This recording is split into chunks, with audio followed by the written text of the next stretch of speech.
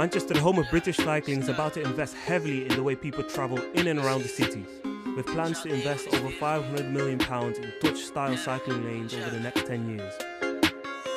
Hey, OT, Fallowfield, Rusholme, Mensah, Hume, Charlton, Withington, Stretford, Leverhulme, Garton, Ankles, Longside, Moston, Clayton, Overshot, Whitefield, Middleton, Withershot, crew them are not nice. Salford, crew them, cut nice, Chipmunk, got trapped, bring like bomb site. My name is Kwame and Mensah, and in this documentary we look at the how and the why behind these ambitious plans for cycling in Greater Manchester, and whether Manchester is a city going Dutch. I'm ruling, boss like Rossi, I'm Rick. Check out the flavour I kick.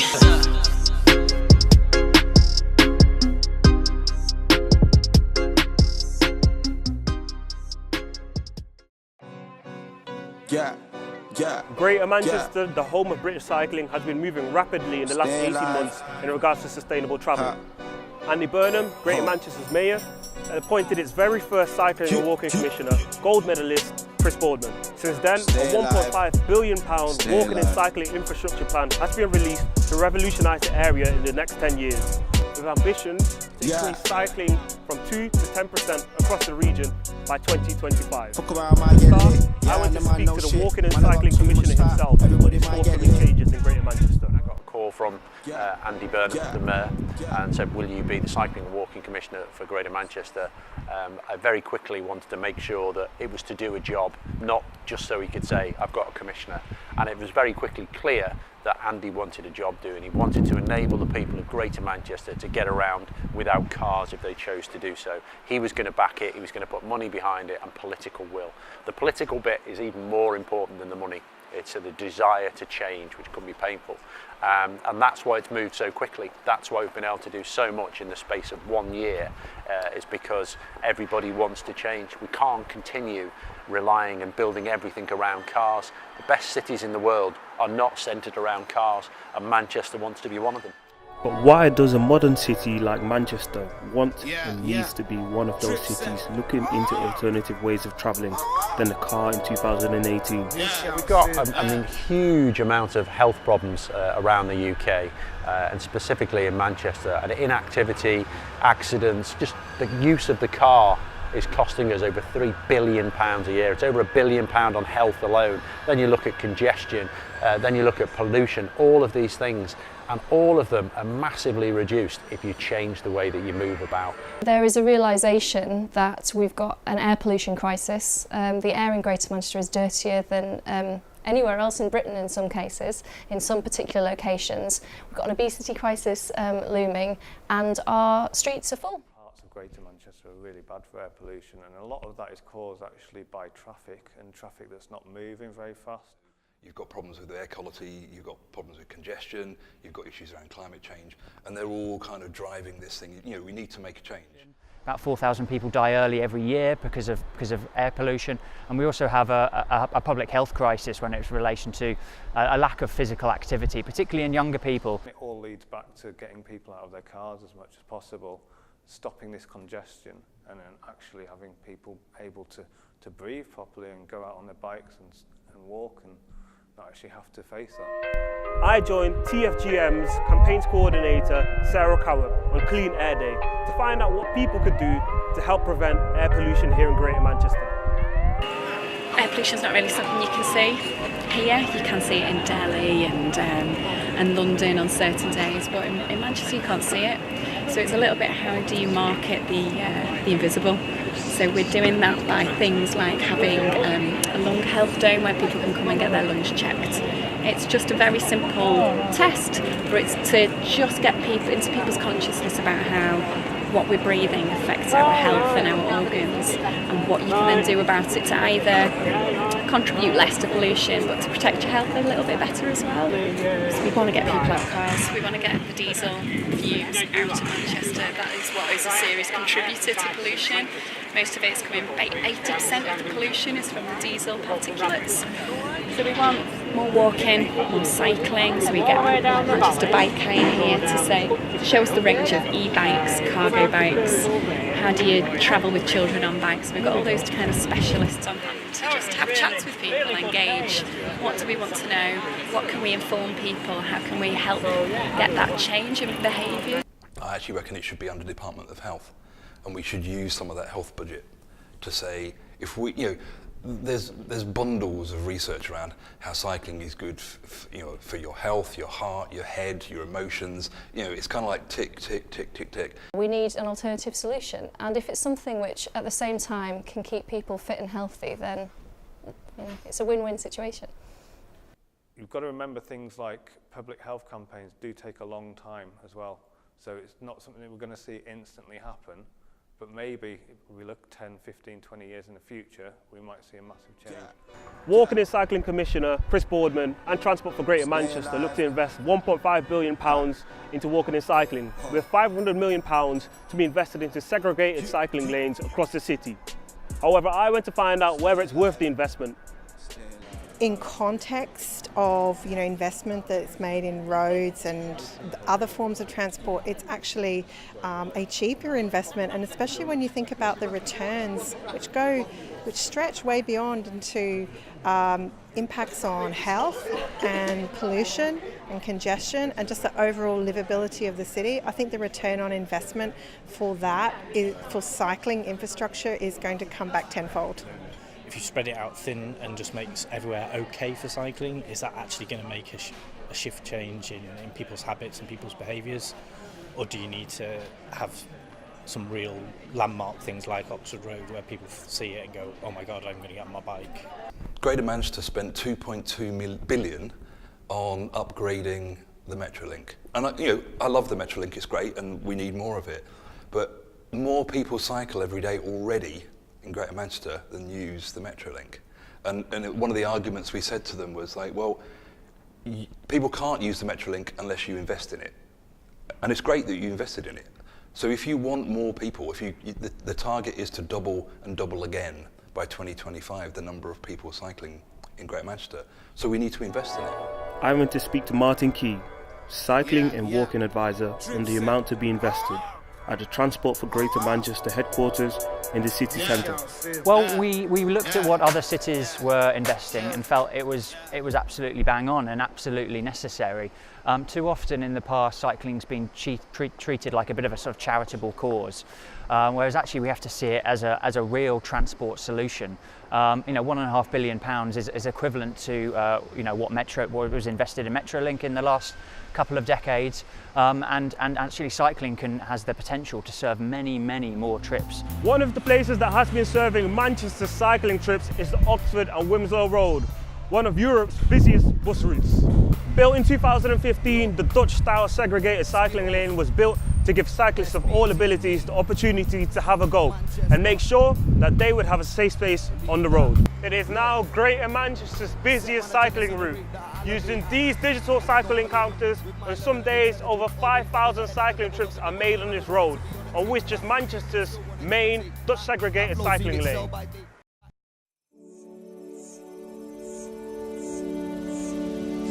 Manchester's Oxford Road has for many years been an overcrowded corridor of wildlife forced to live side by side. Here, the law of the jungle applies, and even the most mild-mannered creature can revert to its more primitive nature. Left untouched, things might only get worse, but a few simple changes will improve every creature's life. First, some species will be separated from the others, allowing them to thrive in their own space. Second, new behaviours will be encouraged to stop the remaining inhabitants coming into conflict. A pecking order of who gets right of way at certain crossings will be established, and more sympathetic crossings added for anyone who needs them. These changes will create a lush corridor into the city, a place where pedestrians, cyclists and buses can roam together in harmony. A place more species can feel safe to explore by bicycle, even some of the more unexpected ones. Ah, here's one now, taking his first tentative steps into the untried. Marvellous. In terms of protected space, that's very good, and that's the Oxford Road and the Winslow corridor. Oxford Road Road is like the example, isn't it, really, here? Oxford Road, Wilmslow Road used to be an absolute nightmare. Buses on all sides. It was really quite frightening. It was almost like a game with chicken, almost, because Oxford Road was a tremendously busy road. It took us 10 years of lobbying to get Oxford Road from what it was going to be. Originally it was just going to be more green paint, and it took 10 years of campaigning to make that better. I picked you out of the crowd. I hear the circus in town, but I ain't not. You got me feeling kinda funny, but I ain't a clown. I'm just clowning around. I'm just trying to get down. I hear the circus in town, but I ain't about. During my cycle, I met Joe Paxton, a press officer at the University of Manchester, who was convinced by Oxford Road's segregated cycling lanes to get onto two wheels. I was reluctant to get on a bike before because I used to ride a scooter years ago, and being on two wheels on the roads, I had a number of incidents with cars and it put me off. So I learned to drive a car and felt a lot safer, but I was getting snared up in traffic all the time and it was taking me a long time to get to places. When I learned that Manchester was starting it with this Oxford Road scheme, I got kind of quite excited about it and made the move onto bikes as this was opening in late 2015, early 2016. So you look at Oxford Road, you think I'd get on the bike there. I'm not going to, come too close to a car, so it feels safe. If that could be replicated around the region, then it would really sort of revolutionise it for people wanting to make that step from not cycling to starting to cycle. Because before the cycle lanes, I used to come around the back and then just bisect it at a right angle, but now I get on Oxford Road much earlier and cycle down Oxford Road. I'm much happier to do that now. We know that from the data that cyclists are having a generally better experience on that piece of infrastructure than elsewhere where there hasn't been an investment in infrastructure.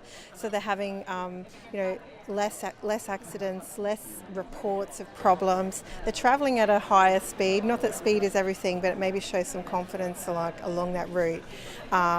You can contrast that with areas where there hasn't been investment made and you're seeing slower cycling times, you're seeing more reports and more accidents and injuries. So what our data is really doing is giving the evidence that planners need to justify investment in cycling infrastructure, and that's quite exciting. I went to speak to the Guardian's editor for the North, Helen Pidd, who once described Manchester as a terrible cycling city. I went to speak to her about whether she still held that opinion and why others might do too. Sad to say, I do still hold that opinion, and the irony is that Manchester is supposed to be the home of UK cycling. It's where all of our Olympic cyclists have practiced going round and round in that velodrome, and yet it's a city with streets that are littered with potholes. There are very few segregated cycling lanes, and I personally, even though I'm a very confident cyclist, I feel like I'm taking my life into my own hands half the time. Time and time again, research shows us that when people asked what would encourage them to cycle more, they say proper segregated lanes. There's a barrier between them and the traffic. The safety aspect is something that puts a lot of people off cycling. They look, they're sitting on the bus and they look down beside them on the road and then they see cyclists being squished into a tiny space and they think that is not for me. And I think it's a rational fear. Although statistically our roads are actually quite safe for cyclists, they just don't feel like it. And when you have somebody like Chris Boardman, who's an Olympic gold medal winning cyclist who's won stages of the Tour de France, saying that he personally doesn't like cycling on Manchester's roads, then you know you've got a problem. Active travel is starting to look like the way forward, but it's just creating that environment for people to do it. You need to build infrastructure which is going to support a wider range of people to make that shift. You get a little bit of money, you do some stuff, and then it stops, and then you start again, and it's just really kind of piecemeal. And you need to have a network plan and a sustainable kind of set of money that says, we're going to build this, we're going to make it safe for people to cycle. That network cycling plan has finally come, with aims and ambitions to change the way people travel in and around Greater Manchester, and to increase its cycling numbers by 300% by 2025. Commissioner Chris Boardman and Mayor Andy Burnham want Greater Manchester to be the best place in the UK to grow up, get on in life and grow old. And I've agreed one way to make that happen is to prioritise walking and cycling through the report Made to Move. Made to Move is a set of 15 recommendations about how we can get Greater Manchester a massive step change in the level of walking and cycling across the region. We were doing this to deal with issues to do with congestion and public health, access to jobs and things like that. The Mayor brought the Commissioner in and said, how can we transform the city region, make it a lot healthier, and make walking and cycling a real transport solution for the majority of people. And so Made to Move is a document that the Commissioner put together about the steps you'd need to take to achieve that goal. Though goals have been set to get the city into sustainable travel and onto two wheels, it has been far from straightforward, with bike sharing scheme company Mobike deciding to pull out of Greater Manchester after 10% of its bikes being either vandalised or stolen. Manchester became the silver and orange Mobike's first European guinea pig. Since it was launched in June, city residents and visitors have taken nearly 250,000 trips on the Mobike bicycles. Though statistically great, this greatness did not reflect on the behaviour and treatment of the bike sharing scheme, and as a result made the company pull out in September. However, on the other hand, Manchester has increased its spending and investment in cycling. It's now on the same levels as cycling haven cities like Copenhagen and Amsterdam, and this has not gone unnoticed. But what is it specifically within a report that could make Manchester a city potentially going Dutch? Chris Boardman has unveiled an innovative new plan to create a city region-wide cycling and walking network of 1,000 miles of routes, including 75 miles of Dutch-style segregated bike lanes. The network will be the largest joined-up system of walking and cycling in the UK. Inspired by the Manchester Worker Bee, the network is called the Bee Lines. Bee Lines is a way to create a network focusing on getting across those major roads, linking up all those quieter roads that we could use now. To sign on the street, and it means that this is a safe and pleasant place for you to ride a bike, and it will take you where you want to go. Phase 1 of our 10-year plan is to put in dedicated crossing points for cycling and walking to get people across roads like that and onto one of the quieter roads like this that people would be happy for themselves and their kids to use. We can get this going Greater Manchester wide in less than 2 years. All of the best cities in the world, ones that are voted to be the most livable, the most desirable places, it's no coincidence they have an awful lot of cycling and walking, or to put more precisely, they prioritise people over vehicles. We want Greater Manchester to be into the top 10 of the best places to live in the world, and the Beeline plan is a big chunk of making that happen.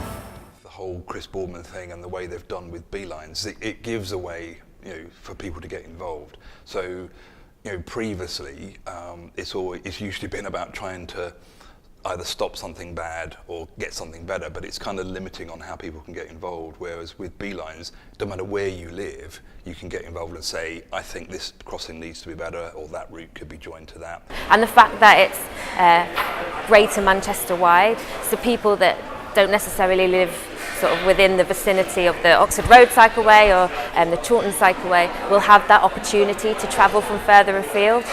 A few months ago now, and it was simply a way to identify a network for cycling and walking and give you a guarantee of quality. When you see a sign, you know whether you're cycling or walking, it will be joined up all the way to where you want to go. And communities will be involved with the development of a lot of these schemes. They have to be consulted on at a local level. We have to speak to local businesses, local residents to make sure that anything works for that local community. And when it isn't done right, you do get that kickback. So we're very, very keen to make sure that communities are involved, and then we have a much better chance of getting a scheme that works for everyone. With evidence of plans, reports, budgets, Cycling and Walking Commissioner Chris Boardman and Mayor Andy Burnham are certainly serious about revolutionising Greater Manchester in regards to cycling. With that being said, Made to Move, Oxford Road and the Beelines discussed, I wanted to ask the final question. Is Manchester a city going Dutch? I don't know, I mean, to get to the levels of cycling that they have in Holland, we have an awful lot of work to do, but I do feel that there's a real ambition in Greater Manchester at the moment to change things for the better. So I think we're going in the direction of Holland, but whether we're going fully Dutch remains to be seen. It could be on the road to going Dutch, definitely. It could be at the start of the journey, but I think places like Amsterdam have got this culture. It's the cultural change that we need.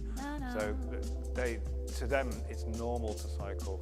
And Copenhagen's another place where that's like your car. Your bike is like your car, so everyone gets on the bike and they do what they need to do.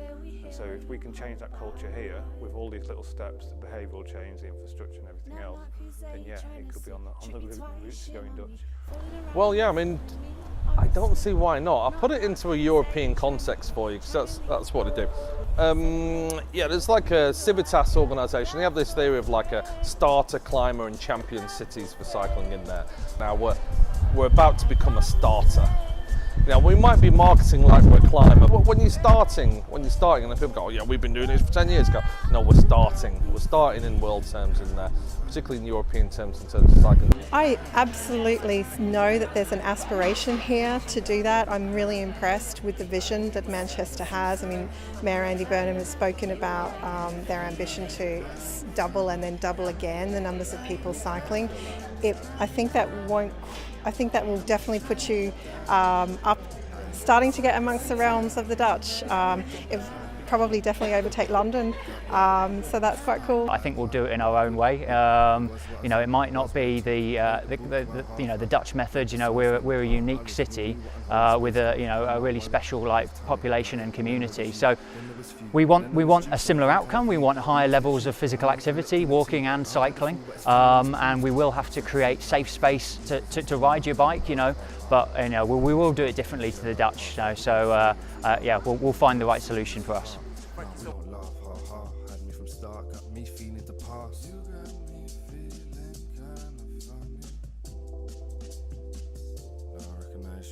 You got me feeling